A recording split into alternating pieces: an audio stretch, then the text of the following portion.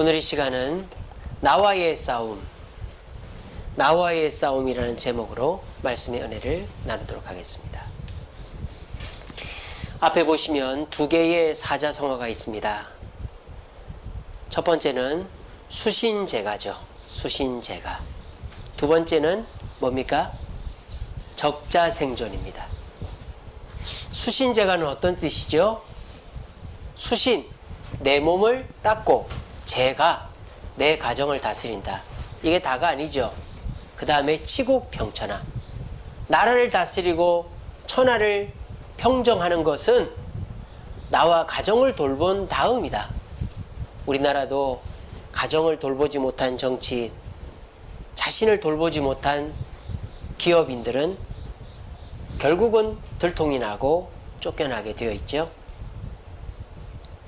그래서 동양에서는 먼저 나를 돌아보는 것이 큰일을 하기보다 더 중요하다, 이런 말들을 합니다. 자, 그런데 옆에 보시면 또 하나의 사자성어가 있죠. 적자생존. 적자가 뭡니까? 가장 우수한 사람, 최고의 능력을 가진 사람. 적자가 생존, 살아남는다. 자, 그래서 이 세상은 적자생존의 세상이다, 그렇게 얘기하죠. 금메달 딴 사람, 1등한 사람, 돈이 많은 사람이 인정받고 두각을 나타내고 성공한다. 자, 여러분들은 어떤 삶을 살고 싶습니까? 물론 우리가 점잖을 때는 수신제가를 외치죠. 하지만 내 목구멍이 포도청이고 내가 죽게 생겼는데 수신제가가 무슨 소용이냐 하면서 내가 살고 봐야지. 오늘날은 적자생존이 우선하는 세상이 돼버린 것 같아요.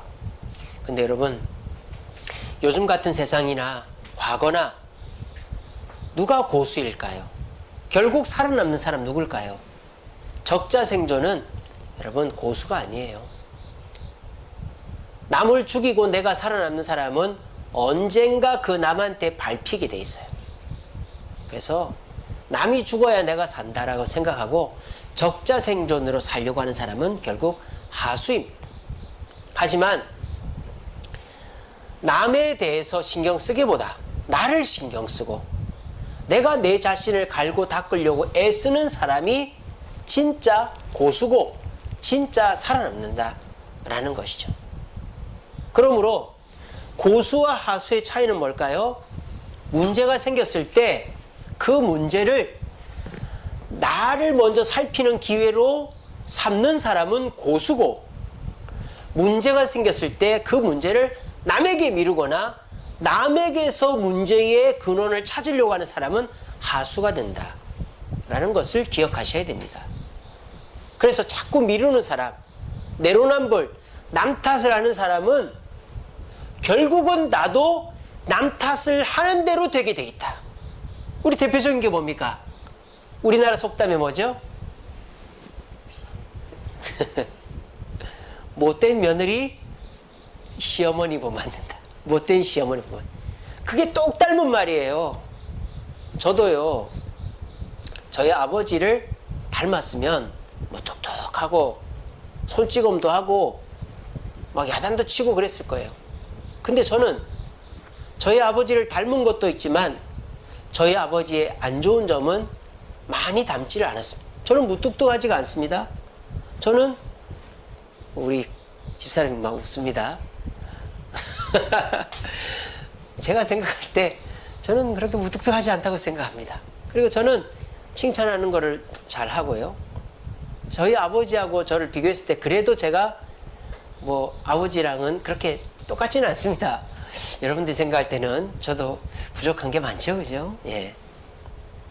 근데 저는 저희 아버지를 왜 안 닮게 됐을까요? 나는 우리 아버지처럼 안 돼야지. 우리 아버지 미워. 우리 아버지 나빠. 이렇게 했으면 저도 아버지를 닮았을 거예요. 근데 저는 어떻게 생각했을까요? 우리 아버지가 저러는 거는 이유가 있겠지. 우리 아버지도 좋은 사람이야. 우리 아버지가 나를 키워줬어. 우리 아버지도 장점이 많아. 미워하면 닮습니다. 신기하죠? 미워하면 닮아요. 여러분 한번 곰곰이 생각해 보세요. 여러분 머릿속에요, 기쁘고 즐겁고 좋은 기억이 많이 남아 있습니까? 아니면 믿고 힘들고 나쁜 기억이 머리에 남아 있습니까? 의외로 좋은 기억은 많이 남아 있지 않아요.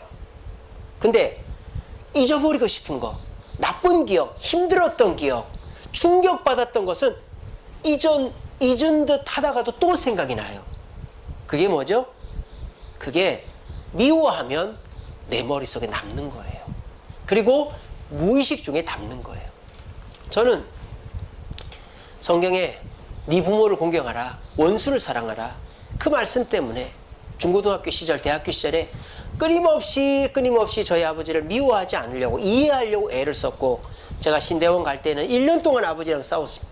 그래서 아버지를 이해하고 용서하고 사랑하고 아버지를 존경하게 됐어요. 그래서 저는 저희 아버지 존경합니다. 저는 저희 아버지하고 부천외관교회 정문영 목사님 존경하고 사랑합니다. 저희 아버지가 둘이가 있다 이 말이에요. 저도 저희 어머니 둘이가 있어요. 저희 친어머니, 저희 장모님. 전 어머니도 둘이고 아버지도 둘이에요. 미워하면 담는다 이 말이에요. 나쁜 거를 담는다 이 말이에요. 근데 좋아하면 좋은 거를 닮아요. 고수는 미워합니다. 하수는 미워합니다. 그리고 나한테 일어난 것도 아버지 탓하고 아내 탓하고 자식 탓하고 남 탓합니다. 그런 사람은 오래 가지를 못해요. 왜? 내가 미워하는 사람을 그대로 닮기 때문에. 근데 고수는요, 미워하지 않습니다. 문제가 일어나도 내 탓을 합니다. 이건 내 잘못이다. 저 사람 잘못이 아니다. 그러면 어떻게 될까요? 나도 바뀌고 상대방의 나쁜 점을 안 담게 된다 이 말입니다. 오늘 얘기를 잘 들으십시오. 제가 오늘 이 설교를 하는 이유가 있어요. 왜냐? 지금이 코로나 때이기 때문입니다. 아이고 목사님, 코로나 때 왜 이런 설교를 하세요? 코로나 때 우리가 살아남아야 되지 않아요?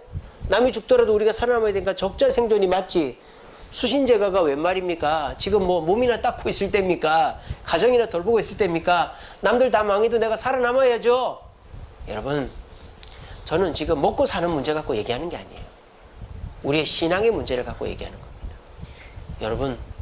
여러분들 교회 모여서 성경 공부하고, 교회 모여서 기도회하고, 교회 모여서 부흥회하고, 교회 모여서 단합회하고, 야유회 가고, 수련회하고, 지금 2년 동안 못했어요. 2년 동안.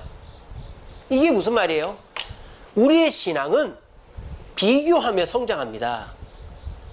우리가 모방은 창조의 어머니라고 하잖아요. 우리가 신앙생활 딱 시작하면 우리 교회 장로님, 우리 교회 권사님, 우리 교회 기도 열심히 하시는 나이 드신 집사님 닮아가면서 기도하고 봉사하고 헌신하고 말씀 공부한다 이 말이에요. 근데 지금 우리가 2년 동안 그걸 못하고 있어요. 비교할 사람이 없어졌어요. 신앙생활을 나 혼자 하고 있단 말입니다. 이럴 때 우리의 신앙이 무너진다 이 말이에요. 왜? 가뜩이나 누가 잘한다 박수 쳐주고 저 사람처럼 해야지, 모델이 있고 막 내가 열심히 해야지, 저 사람처럼 해야지, 이런 열정이 생기는 비교 대상이 있어야 되는데 교회도 안 가지, 성경도 안 읽지, 기도도 안 하지, 봉사도 안 하지, 주일날 온라인 예배 드리고 헌금 보내는 게 우리 신앙생활의 전부가 돼버리면 우리 신앙은 자연스럽게 주저앉게 돼 있단 말입니다. 그럼 어떻게 될까요? 남 탓을 하게 돼 있어요. 하수가 되게 돼 있단 말입니다. 나를 돌봐보지 않고, 이거 목사님이 목회를 잘못해서 그렇다, 우리 권사님들이 신방을 안 와서 그렇다, 내가 열심히 안 하는 게 아니다, 나는 그래도 온라인 예배 열심히 드리고 헌금한다, 그럼 코로나 때문에 내가 봉사 못하고 수련회 못 가고 뭐 못하는 거 어쩌란 말이냐. 근데 내 신앙이 이렇게 떨어지고 내가 기도 안 하고 말씀 안 읽는 거는 우리 목사님 탓이다, 우리 교회 탓이다, 또 저 타락한 교회 용매기는 방역수칙을 안 지킨 교회들 때문이다, 하수가 되고 있어요. 지금 이 코로나 때문에 교회 성도들이 다 평가절하, 하향평준화 되고 있다 이 말입니다. 다 눈치만 보고 있는 거예요. 지금은 신앙생활 제일 잘하는 사람이 어떤 사람이에요? 온라인 예배 잘 드리는 사람이 최고로 신앙생활 잘하는 사람이에요. 그 온라인 예배도 저처럼 양복 입고 이렇게 성경책 펴놓고 찬송 부를 때 할렐루야 박수치며 찬양하고 기도도 주여 이렇게 하는 사람이 진짜 신앙의 고수고, 대부분은 아이고 시간 됐네, 아이고 시간이 지났네, 아이고 내가 지금 옷이 이런데 어떡하지, 아이 대충 위에만 어떻게 입자 이러고 막 찬송 부를 때 그냥 뭐 주보나 보고 손톱 깎고 뭐 그냥 코 파고 뭐 이러다가 그냥 설교 대충 듣고, 다들 신앙이 하향평준화되고 있단 말이에요. 근데 이럴 때 방법이 없어요. 방법이, 제가 여러분들 집을 찾아다닐 수도 없고 방역수칙을 어기면서 교회에 모을 수도 없고 방법이 없단 말이에요. 그래서 제가 일주일 동안 고민하면서 이 준비한 말씀이, 이 코로나 시절에는 남과 비교해서 신앙생활 하는 게 아니라 내가 누구와 싸워야 된다? 나와 싸워야 된다. 수신제가를 해야 된다. 적자생존이 아니라 남과 비교하고 남과 싸워서 내가 잘 되는 게 아니라 수신제가, 남과 비교도 할 수 없고 싸울 수도 없어요. 만날 수가 없으니까, 뭘 같이 못하니까, 코로나 때문에. 그렇다고 손 놓고 있을 수 없잖아요. 뭐라도 해야 된단 말이에요. 그럼 우리가 뭘 해야 되는가? 수신제가, 나를 닦아야 된단 말이에요. 그래서 오늘 나를 제일 잘 닦은 사람으로 제가 소개하는 사람이 누구다? 이 사람이다. 이 사람이 누굽니까? 사도 바울입니다. 그래서 오늘 저는 이 코로나 시절에 새벽 기도도 못하지, 수련회도 못하지, 성경 공부도 못하지, 기도회도 못하지, 예배는 온라인으로 드리니까 너무너무 이 집중도 안 되고 뭐 제대로 드릴 수도 없고 집에서 뭐 어떻게 할 수도 없고, 이런 상황 속에서 내 신앙을 붙잡아주고 내가 모델로 삼는 사람 비교해 가면서 또 동기부여가 되는 것이 없는 이 상황에서 내 신앙을 지키고, 아니 내 신앙을 더 성숙시키려면 어떻게 해야 되는가? 수신제가를 해야 된다. 그래서 저희가 어떻게 합니까? 아침 8시에 제가 말씀 묵상을 보내드리고 그걸 통해서 기도 수첩을 쓰게 합니다. 이게 뭡니까? 수신이죠. 여러분들이 저 탓하지 않고 스스로 뭔가 하라고 제가 아침마다 말씀을 정말 잘 최선을 다해 준비해서 보내드리고 여러분들한테 기도 수첩을 다 나눠드렸잖아요. 그걸 쓰시라고. 그리고 제가를 하라고 제가 뭘 부탁했습니까? 가정 예배를 부탁을 했죠. 그래서 10가정이 지금 꾸준히 하고 있습니다. 너무너무 감사해요. 우리 교회에 한 25가정 정도 있는데 절반 정도는 지금 못하고 있어요. 여러 가지 이유들이 있는 줄로 압니다. 예, 뭐 그래도 노력해 주시면 감사하겠습니다. 그래서 저는 여러분들이 이 코로나 핑계 대면서 어쩔 수 없지 않느냐, 어쩔 수가 없지 않느냐, 예배도 제대로 못 드리는 한국에 내가 어떻게 봉사하고 헌신하고 말씀 공부하고 기도해 할 수 있겠냐. 코로나 핑계 대지 마십시오. 그거는 하수입니다. 그러면 우리의 신앙은 다 하향평준화. 그러면 어떻게 돼요? 온라인 예배 드리는 사람이 진짜 최고의 그리스도인이고 온라인 예배 겨우 드리는 사람은 그래도 신앙이 있는 사람이 되는 거예요. 이럴 때는 우리가 어떻게 해야 된다? 남과 비교할 수 없어요. 나와 비교하는 거예요. 여러분, 지금은 칠흑같이 어두운 세상이라고 생각하시면 돼요. 여러분, 칠흑같이 어두울 때는요, 아무것도 보이지 않아요. 여러분, 망망대해를 생각해 보세요. 우리는 지금 도시에 사니까 등이 있습니다. 저희 집 지금 조용하죠? 우리 집에 3번, 4번이 캠핑을 갔어요. 아이고, 목사님은 집에 있으면서 애들만 캠핑을 보냈단 말이에요? 이 코로나 시절에 어디를 캠핑을 보냈습니까? 어디로 보냈느냐? 요 앞마당으로 보냈습니다. 저희가 이제 이사를 이제 가기로 했어요. 주일날 광고하겠습니다. 이제 저희가 이사를 가기 때문에 이제 캠핑도 여기서 마지막이에요.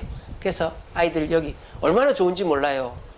화장실도 왔다 갔다 할 수 있고, 먹을 것도 맨 꺼내 갈 수 있고, 뭐, 그리고 여기 그 구청에서 가로등을 LED로 환하게 새로 달아줬어요. 등을 킬 필요가 없어요. 캠핑하고 있어요. 도시는 얼마나 밝은지 몰라요. 근데 망망대해 칠흑같이 어두운 밤 아무것도 안 보여요. 그럴 때 어디로 가야 할지 뭘 해야 될지 아무것도 모른단 말이에요.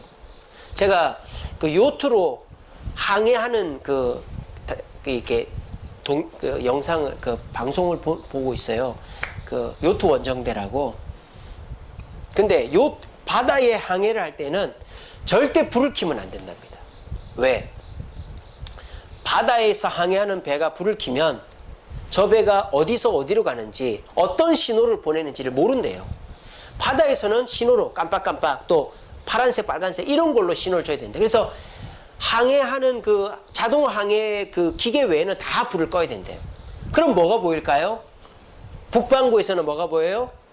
북두칠성이 보이고, 남반구에서는 뭐가 보여요? 남십자성이 보이는 거예요. 칠흑같이 어두운 밤에는 아무것도 보이지 않을 때는 나를 다 끄고, 배에 불을 다 끄듯이 나를 끄고 북두칠성, 남십자성만 보고 가야 되는 거예요. 그러면 목표지에 반드시 가는 것입니다. 지금 우리는 코로나 모든 불이 꺼져 있는 칠흑같이 어두운 칠흑 같은 바다를 건너고 있습니다. 근데 사람들은요 막 불을 켜놔요. 지식의 불, 물질의 불, 건강의 불, 사람들이 이렇게 해라 저렇게 해라. 불을 켜놓으니까 뭐가 안 보여요? 북두칠성이 안 보여요. 남십자성이 안 보여. 그러니까 일로 갔다 저로 갔다 막 방황하는 거예요. 이럴 때 우리는 어떻게 됩니까? 수신을 해야 돼. 내 불을 다 꺼야 되는 거예요. 나를 다 꺼놓고 하늘을 보는 거예요. 북두칠성, 남십자성을 보고 가면 우리는 칠흑 같은 어두운 바다를 뚫고 내 목적지에 더 내가 원하는 방향으로 더 빠르게 가고 있는 것입니다. 그렇게 산 사람이 누구다? 사도 바울이다라는 것입니다. 오늘 사도 바울이 살았던 칠흑같이 어두운 세상, 사도 바울의 모습을 보시면서 이 코로나로 우리 신앙이 계속 다운되고 온라인 예배 드리는 것만으로도 내 신앙 좋다라고 말하는 이 시대 속에서 저와 여러분들이 어떻게 살아야 될 것인지, 어떻게 내 수신 제가를 하며 살아야 될 것인지 말씀을 묵상하시면서 우리 모두 이 코로나 칠흑과 같은 이 어둠이 끝났을 때 남들은 제자리 또는 더 뒤로 물러가 있는데 저와 여러분들은 내 자신을 가다듬고 주님이 밝히는 그 빛을 따라가서 코로나 끝났을 때 나는 저 앞에 가 있을 수 있는 저와 여러분 되시기를 간절히 바랍니다. 자, 사도 바울 어떤 사람입니까? 교회가 없는 시절에 선교하고 다닌 사람입니다. 선교사가 없는 시절에 선교하고 다닌 선교의 개척자입니다. 12사도가 있었습니다. 12사도는 선교하지 않았습니다. 베드로 빼고 아무도 선교하지 않았습니다. 왜? 이방인에게 복음을 전하면 안 된다고 생각했기 때문입니다. 그때 아무도 선교하지 않을 때 바울이 선교했습니다. 칠흑과 같이 어두운 선교를 아무도 하지 않는 그 시대에 바울은 선교했습니다. 비교 대상이 없었어요. 얼마만큼 해야 되고 얼마만큼 가야 되고 교회를 몇 개 개척해야 되고 하루에 몇 명을 전도해야 될지를 몰랐다 이 말입니다. 그러니까 사도 바울은 모델도 없었고 지침도 없었고 아무것도 없었어요. 내가 하고 싶으면 하고 하기 싫으면 안 하는 거예요. 근데 이럴 때 어떻게 됩니까? 남과 비교하면 어떻게 되죠? 아무것도 못하는 거죠. 왜? 남들은 아무것도 안 하니까. 지금 온라인 예배 외에 아무것도 안 하는 그리스도인들이 대부분입니다. 말씀 묵상 아침에 보내는데 그걸 묵상하고 기도 수업 쓰는 사람 몇 명이나 있겠어요? 아침마다 큐티하는 사람 몇 명이나 있겠어요? 또 가정 예배 드리는 사람 몇 명이나 있겠어요? 지금은 대부분의 80% 이상의 그리스도인들은 온라인 예배도 제대로 못 드린다 이 말이에요. 그러니까 남들과 비교해 보면 온라인 예배라도 지금 우리 교회 성도들 중에서 이 금요기도에 들어와 있는 분들이 몇 명 없어요.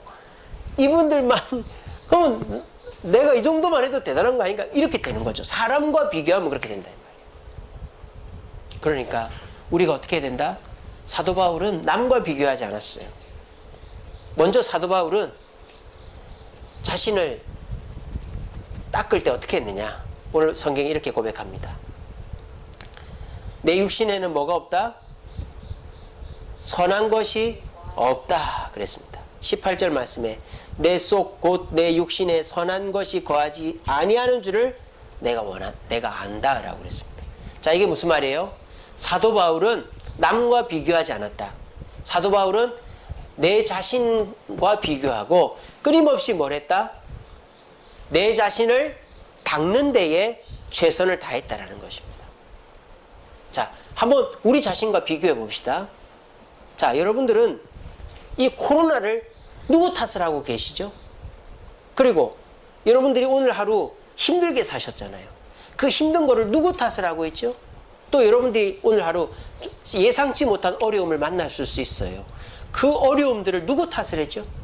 그거 자꾸 남 탓이 되면 그것은 하수가 되는 거예요. 수신이 안 되는 거예요. 근데 여러분들이 어려움을 만났을 때 아, 내가 실수했다, 내가 잘못했다 라고 되면 우리는 수신이 되는 것이죠. 그래서 우리 자신이 뭔가 문제가 생겼을 때에 그 문제의 근원을 남에게 미루면 안 되는 거예요. 오늘 사실 제가 좀 부끄러운 얘기입니다만 오늘 이제 저희가 이사갈 집에 집사람이랑 같이 가봤어요.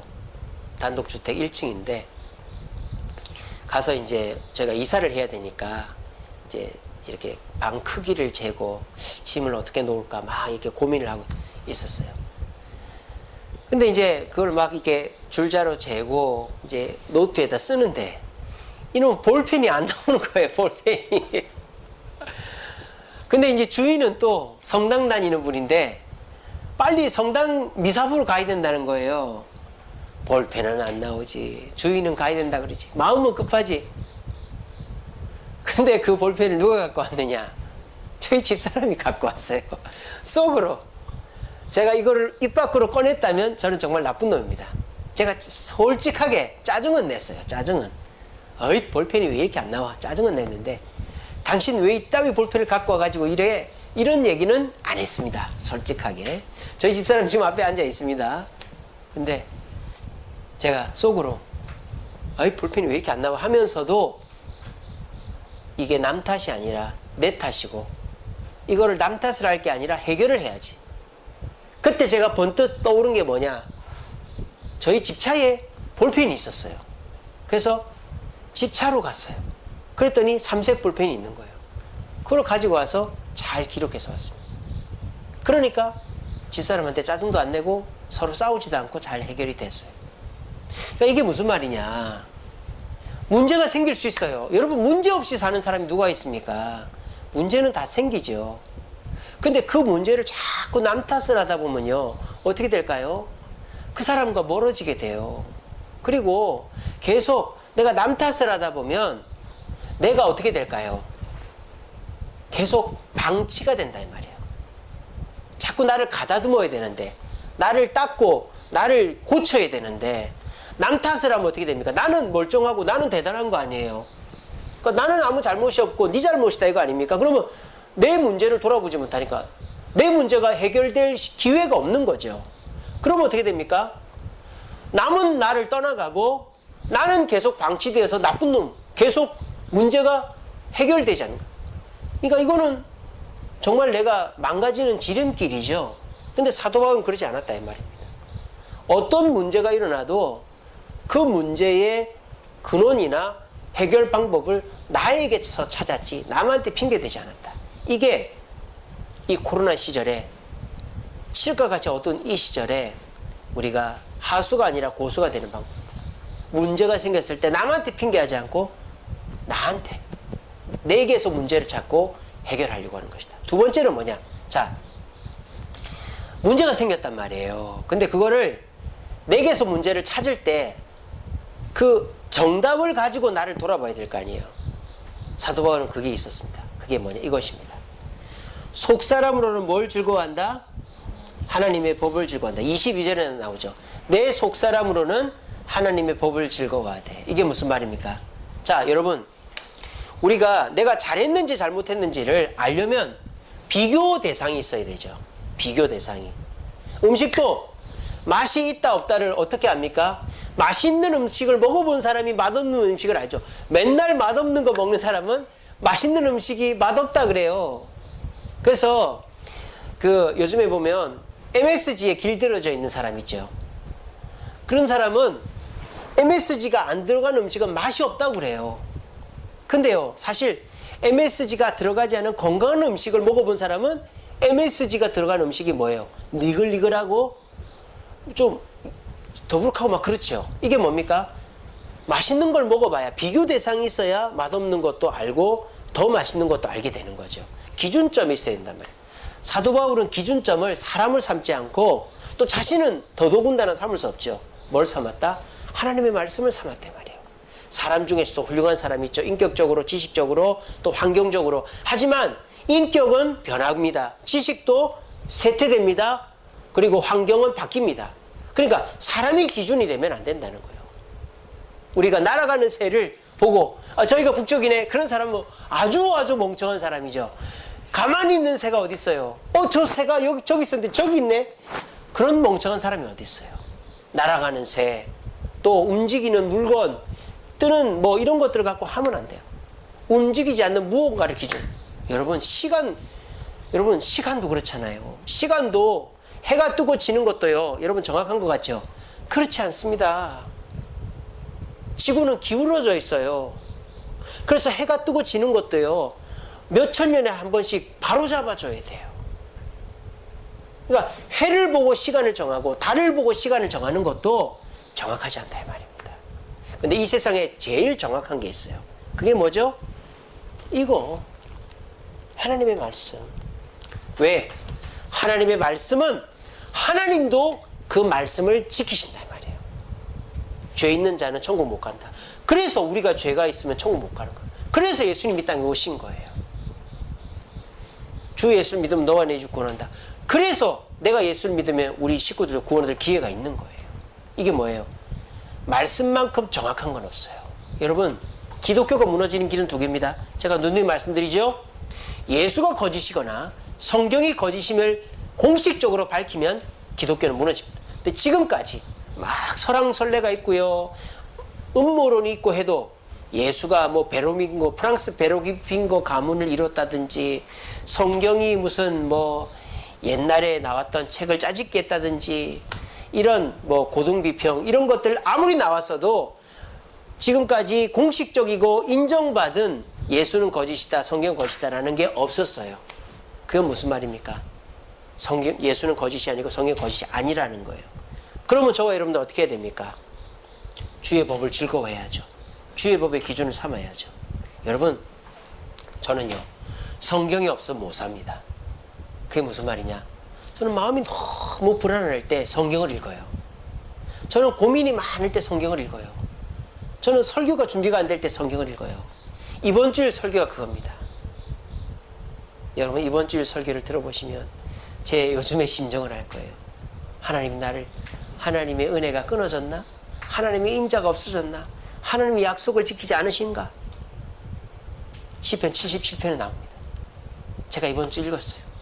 그걸 읽으면서 어쩜 내 마음과 같을까? 저는 성경을 읽으면서 위로받습니다. 사람들한테 위로받지 않아요. 성경을 읽으면서 위로받고요. 성경 말씀에서 힘을 얻고요. 성경 말씀에서 지혜를 얻습니다. 제가 막 여러분 배가 고프면 어떻게 합니까? 뭐 빵이라도 라면이라도 막 끓여 먹어야 힘이 나지. 제가 영적으로 지쳐있을 때 성경을 펴서 읽으면 제가 살아나요. 말씀을 준비하게 돼요. 그리고 제가 어떻게 해야 될지를 깨닫게 돼요.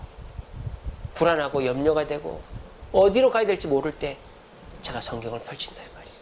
저는 사도 바울의 심정이 그와 같았다고 생각합니다. 아까 말씀드렸죠. 사도 바울은 비교 대상이 없었어요. 그냥 자기가 하고 싶으면 하고 하기 싫으면 안 하는 거예요. 근데 성경을 딱 펼쳤는데 성령께서 그 말씀을 통하여 가라! 마케도니아로 그리스 땅으로 가라. 원수를 사랑해라. 부모를 공경해라. 성경 말씀이 딱 나오니까 사도 바울이 멈출 수가 없는 거죠. 예수님께서 저녁도 잡수지 않고 잠도 주무시지 않고 병자를 돌봤다. 나도 그렇게 해야 되지 않을까?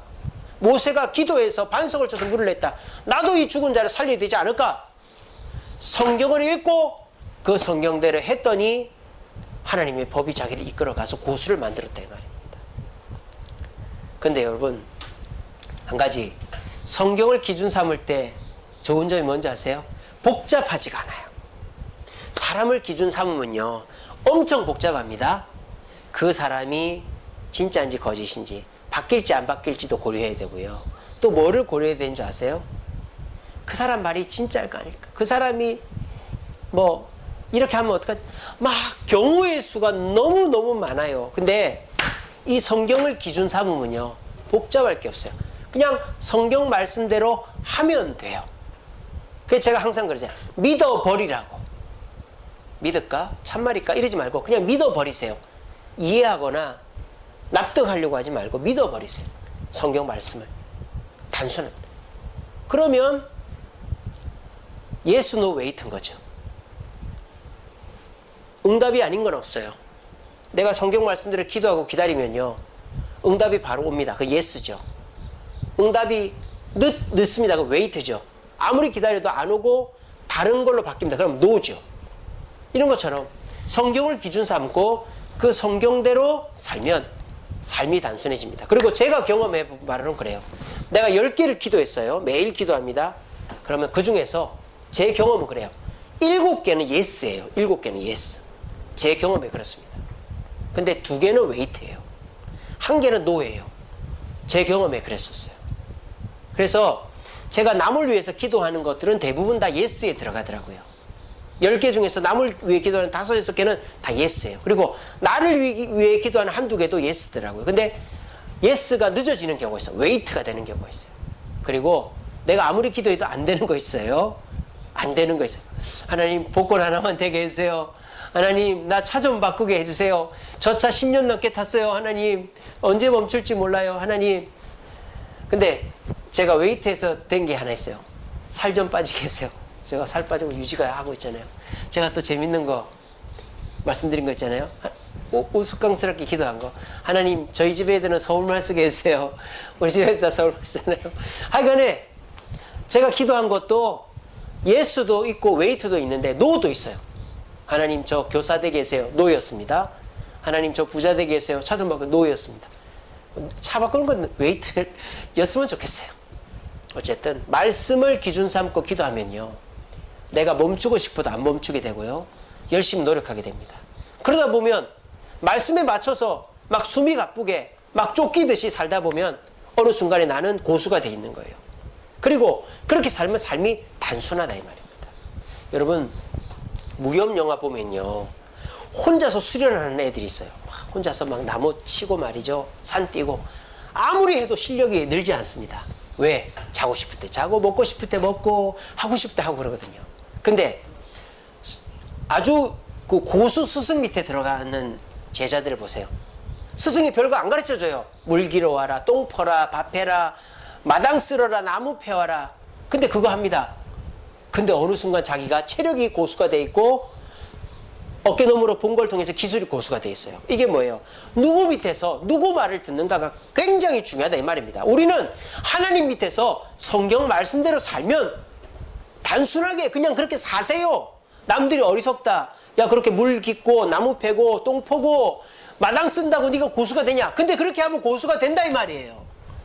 어리석게 묵묵하게 남들이 손가락질을 받아도 말씀 따라서 그렇게 주님 뜻대로 살면 우리는, 남들은 저 뒤에 있어도 우리는 신앙의 고수가 되어 있다 이 말입니다. 성경을 기준 삼아 바울이 그랬다 이 말입니다. 마지막으로 바울은 어떻게 해서 신앙의 고수가 됐느냐? 오호라 나는 공고한 사람이로다. 이게 뭡니까?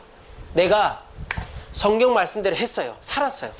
그런데 그 평가는 뭡니까? 남들은 바울 선생님 대단합니다. 선교여행 또 다녀오셨네요. 아니 또 가시려고요? 교회를 지금 몇 수십 개를 세워놓고 또 가시려고요? 수많은 사람 전도해놓고 아니 로마도 가신다고요? 제정신입니까? 그만하셔도 됩니다. 이제 은퇴하시고 편안하게 좀 사세요. 사도 바울은 그때 뭐라 합니까? 난 로마도 보아야 하리라. 그랬던 거예요. 그리고 사도 바울은 계속 내 자신은 곤고, 이거 뭐예요? 죄가 많다 이 말이에요. 고통이 많다 이 말이에요. 나는 고통이 많고 죄가 많은 사람. 끊임없이 뭐 했다? 겸손했다 이 말입니다. 우리는요, 조금만 잘하면 교만해집니다. 내가 요만큼 했는데, 내가 성경 읽었는데, 기도했는데, 내가 요만큼 했는데, 남들보다 앞서갔는데, 그렇게 되면은 남들보다 한 계단 앞서갔다 10계단 떨어지는 거예요. 그 교만으로 미끄러지는 겁니다. 여러분, 바리새인과 세리의 기도를 보십시오. 바리새인들은 철저하게 남을 의식하면서 남들이 들으라고 기도했습니다. 그리고 남 탓을 합니다. 저 세리, 저는 저 더러운 세리 같지 않음을 감사합니다. 그렇게, 아니 자기 기도하면서 왜 세리는 갖다 걸고 넘어지는 거예요? 그리고 뭐라고 합니까? 자기 장점만 부각시. 저는 물론 그게 나쁜 거 아니죠. 구제하고 기도했다는 거, 금식한 거 나쁜 거 아니에요. 근데 자기 장점만 부각하는, 자기를 다듬지를 못하는 거죠. 겸손하죠. 그러니까 바리새인은 주님께 책망을, 세리는 어떻게 합니까? 남하고 비교 안 합니다. 골방에 들어갔습니다. 그리고 자신만 바라봅니다. 말씀에 의지하여서, 말씀에 인간은 죄이니까 말씀에 의지해 저는 죄인입니다. 그랬단 말이에요. 근데 세리가 죄인도 있겠지만 뭐 다 죄인입니까? 근데 그 세리는 나는 죄인이라는 거예요. 이게 뭡니까? 말씀을 따라서 열심히 살아도 나는 죄인이다. 나는 부족하다. 그렇게 끊임없이 나를 채찍질하고 겸손하게 하는 자가 고수가 된단 말이에요. 언제까지? 이 정도 하면 된 거 아니에요? 저는요, 제가 목사이고 성경도 한 50번 읽었고요. 제가 예전에 전도사 때 또 사역하기 전에 비교해보면 제가 사람 됐어요. 옛날에 비교하면은 저희 그 큰아들을 보면 저랑 비슷합니다. 얼마나 이기적이고 얼마나 막 거칠고 참 그런지 몰라요. 제가 남 탓하고요, 남 비판하는 거 좋아하고요, 저밖에 몰랐어요. 저는. 근데 제가 정말 많이 바뀐 거예요. 사역하면서 정문영 목사님한테 욕먹어가면서 사역자니까 어쩔 수 없이 바뀐 거예요, 지금. 그래서 그러니까 제가 지금 쉽게 말하면 용된 거예요. 그래서 이 정도면 됐겠지. 내가 인격적으로나 성경 지식적으로나 또 실력적으로 이 정도면 된 거 아닌가? 아직도 멀었어요, 저는. 인격적으로도 실력적으로도 성경적으로도 아직도 멀었어요. 저는요, 요즘도 1년에 2번 성경 읽고요, 요즘도 아침마다 기도하고요, 요즘도 제 자신의 인격적인 문제로 괴로워합니다. 내가 말해놓고 괴로워합니다. 언제까지 그래야 될까요? 주님 오실 때까지, 천국 갈 때까지 예수님을 닮아야 돼요. 예수님하고 저하고 비교하면 비교가 되겠습니까? 아직 한참 멀었죠. 우리가 그렇게 해야 고수가 되는 거예요. 만약에 여러분들이 내가 이 정도 하면 됐다, 그러면요, 여러분들은 스승을 잘못 고른 거예요. 예수님은 여러분들이 금방 따라잡을 사람인 거예요. 스승을 잘못 잡은 거예요. 그런 스승, 내가 5년 10년에서 따라잡을 스승이 무슨 스승입니까? 평생을 해도 발치밖에 못 가는 게 진짜 스승이죠. 그런 스승 만나야 진짜 고수 되는 거 아니겠어요? 청출을 하면 되는 거 아니겠어요? 우리의 스승은 절대 청출을 하면 안 되는 분입니다. 예수님이시기 때문이죠. 그러므로 우리는 끊임없이 겸손을 유지해야만 고수가 되는 거예요. 사도 바울은 그렇게 해서 끝까지 고수로서 남아서 존경을 받죠. 사도 바울이 어떻게 됐습니까? 나는 죄인이다. 사도 바울이 무슨 죄인이에요? 죄가 없잖아요. 근데 일부러 자기가 죄인이 돼서 로마에 가서 가택연금 받다가 2년 풀려났다가 다시 로마 감옥에서 목배임을 자기가 자청해서 목배임 당해 죽었어요. 남들이 죄수 아니라 그래도 내가 죄인 취급 받아가면서, 요즘 같은 세상에 난리 납니다. 자존심 세고 공정을 따지는 이 세상에서 무시당한다? 내가 죄 안 지었는데 죄인 취급당한다? 난리 나죠. 만약에 여러분들한테 야, 너 교회 가서 이랬지, 야, 너 교회 다니니까 이런 나쁜 놈이지, 난리 나죠. 내가 언제 그랬는데, 나는 그런 사람 아닌데, 우리 교회 난리 납니다. 여러분, 그러면 안 돼요. 제가 죄송합니다. 우리 한국교회 참 제가 회개하겠습니다. 저도 우리 목사들이요, 남 탓하면 안 돼요. 정광훈 목사 탓하고요, 목사 탓하면 안 돼요. 우리 목사들은 그 사람들 비판하는 게 아니라 우리 자신을 돌아봐야 되는 거죠. 정광훈 목사 잘못된 거 있죠. 잘못된 사람들 많죠. 타락하고 실개범하고 교회 돈 손대고. 목사들이 나서서 판단하면 안 돼요. 세상 법정이 그렇게 해야 되는 거예요. 우리는 그저 기도하고 내 자신을 돌아봐야 될 뿐인 것이죠. 주님 오실 때까지 겸손해야 우리는 되는 것입니다. 여러분, 우리는 비교 대상이 없는 칠흑 같은 코로나 시대를 살고 있습니다. 근데 사람들은 다 자기만의 불을 켜놓고 자기만의 랜턴을 켜고 자기만의 길을 가고 있어요. 그러다가 넘어지고 그러다가 돌아오고 난리법석이에요. 여러분들 그렇게 살고 계시지 않습니까? 여러분, 불을 다 끄세요. 그리고 하늘을 보세요. 북두칠성을 보시고 남십자성을 보세요. 그리고 거기를 따라가세요. 남들이 글로 가면 안 돼. 저기 우리 대통령이, 저기 대기업 회장이, 저기 아주 똑똑한 사람이 절로 가라는데 절로 가야지. 우리는 그런 거 보지 말고 남십자성, 북두칠성을 보고 가는 거예요. 그래서 불이 확 켜졌을 때 이제 코로나 끝났을 때 다들 저 뒤에 있는데 우리는 그 앞에 가 있는 거예요. 이게 뭡니까? 고수가 되는 길입니다. 바울이 그렇게 했다 말이에요. 우리 모두 남 탓하지 말고 문제가 생겼을 때 나를 돌아보시기 바랍니다. 그리고 말씀의 기준을 삼으시고, 내가 아무리 쉬고 싶어도 말씀이 하라면 하세요. 스승이 물기로와 나무 패, 밭에 마당 쓸어, 그러면 무조건 하는 거예요. 그럼 고수가 돼 있는 거예요. 그리고 내가 고수가 됐다고 내가 이제 됐겠지, 그러면 안 돼요. 예수님 닮을 때까지 최선을 다하는 거예요.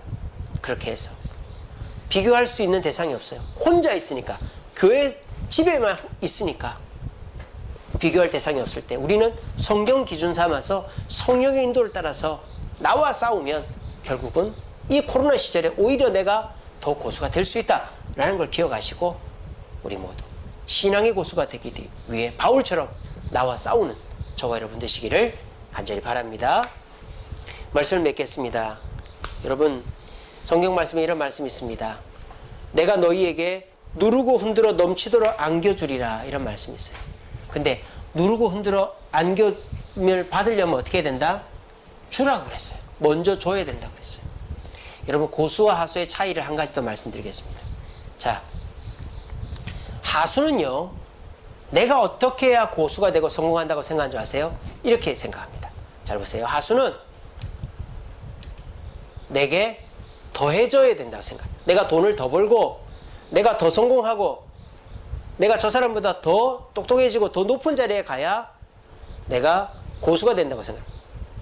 자꾸 내가 뭐가 더해져야 살림이 더해지고 돈이 더해지고 내가 뭔가 더해져야 내가 고수가 된다 하는 사람은 진짜 하수예요.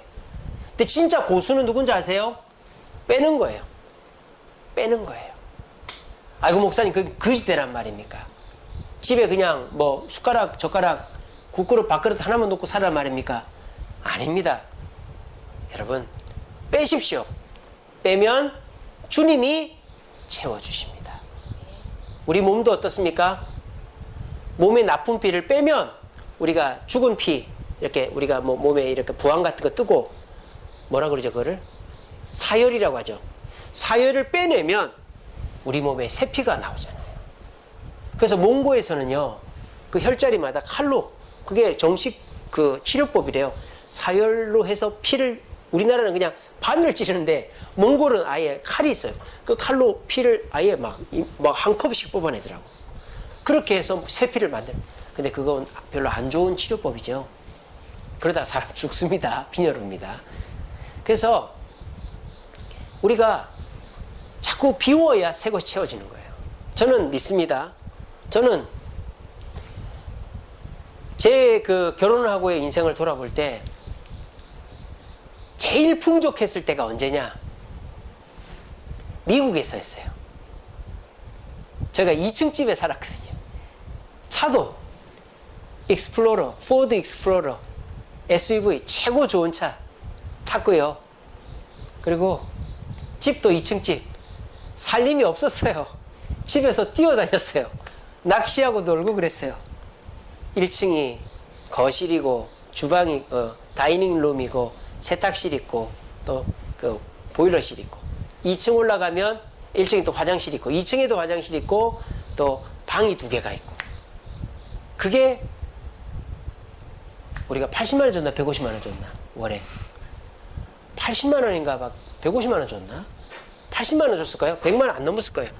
월세 그렇게 내고 살았어요. 근데 여러분, 저희가 미국 갈 때 뭐 싸들고 갔는지 아세요? 박스 미국으로 보냈습니다. 그거 다 책이었어요. 그리고 옷 가방 한 4개 만들어 갔어요.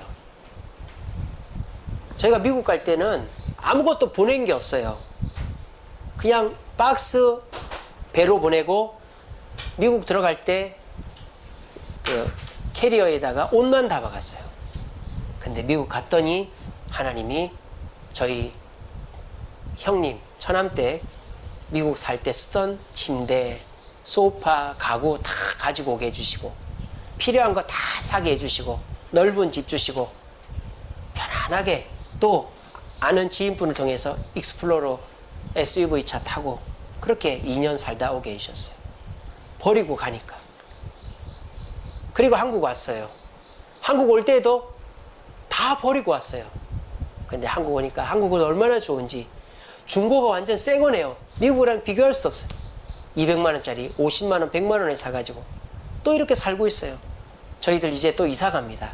다 버리고 갑니다. 이제 농도 다 버리고 뭐 여기 있는 거 웬만한 거 다 버리고 가요. 하나님이 또 채워주실 줄 믿습니다. 그래서 저는 목표가 그거예요. 저희가 이사 갈 때마다 쓰던 거 버리고 가기.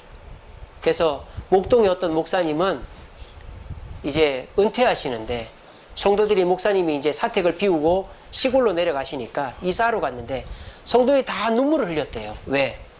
목사님 집에서 쓸 물건이 하나도 없더래요. 옷이랑 그릇밖에 없고 뭐 가구며 소파며 다 버려야 된대요. 낡아가지고. 철제 캐비넷 하나만 쓸 게 있더라는 거예요. 저도 그렇게 되기를 바랍니다.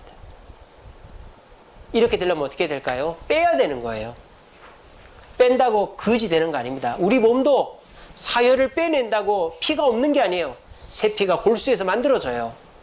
우리가 내가 가지고 있는 것을 비워내면 주님이 채워주십니다.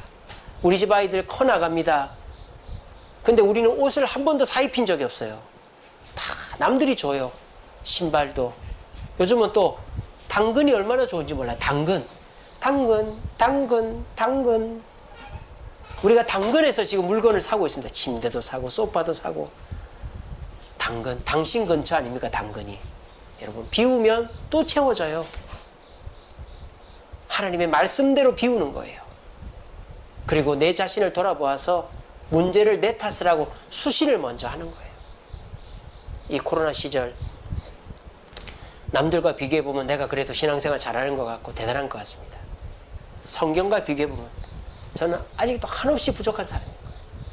그래서 문제가 생겨도 내 탓이다 하고 성경과 비교해서 나를 돌아보고 내가 조금 성장해도 예수님 바라보며 나는 한참 멀었다. 남십자성, 북두칠성을 보면서 나아가면 우리 코로나 끝나고 이제 교회로 다시 돌아왔을 때 야 우리 장로님, 우리 권사님, 우리 집사님 코로나 기간 동안에도 기도하셨네, 말씀 공부하셨네, 봉사하셨네, 그 습관 어디 안 갔네, 이런 소리를 들을 수 있게 될 거예요. 우리 모두 나와의 싸움에서 승리함으로 성경을 기준으로 싸워 승리함으로 신앙의 고수가 되어지는 저와 여러분 되시기를 간절히 바랍니다. 우리 찬양하겠습니다.